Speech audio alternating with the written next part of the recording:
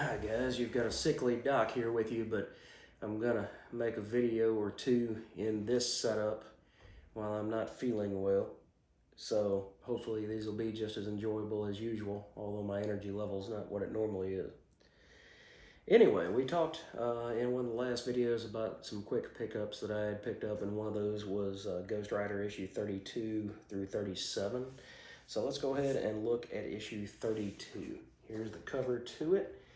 And we have Johnny Blaze, Stephen Strange, Frank Bruckner, and Danny Ketch. And it's written by Howard Mackie with art by Bret Blevins. And this is right after the Rise of the Midnight Suns that ran through, I think, issue 28 through 31. And so Danny Ketch has been bitten and had his throat ripped out by one of the characters by Blackout. And so he's retreated into the nether space while Ghost Rider lives, because as soon as Danny comes back, he'll bleed out and die. Meanwhile, you've got Stephen Strange and Dr. Frank Bruckner trying to figure out how to save both Dan Ketch and the Ghost Rider and let both of them live. And in the meantime, Johnny Blaze goes outside to go get him a puff, and while he's out there, somebody that's working for the firm ends up spotting Stephen Strange and Ghost Rider. So Strange finds that Lilith's power is still, her influence is still within Dan Ketch. So he's going to have to remove that in order for Danny to have a chance to live again. Because as you see in this really cool sequence here by Bret Blevins, you can see that he's still half Danny Ketch and half something else that Lilith tried to, turn him. And you get the firm, and they're sending out their kind of rent-a-cops or whatever, and so Calder is the one that had seen them through the window. And one of the other guys says, "Hey, Calder, you aren't coming on the mission?" And he says, "No, I've got some other firm business to attend to tonight." So Stephen Strange goes into the realm of nightmare. And like I said, kind of a lesser form of Mephisto.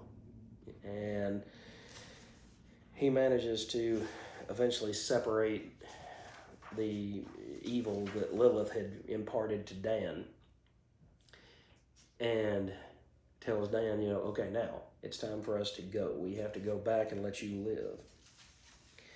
Meanwhile, Calder's people come through the back door with Johnny Blaze trying to protect Ghost Rider, Stephen Strange, and Dr. Bruckner, who he doesn't really trust or know all that well.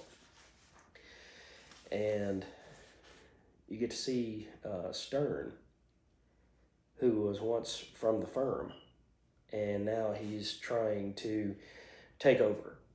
And he says, "Very sloppy, gentlemen, what has happened to security since I left?"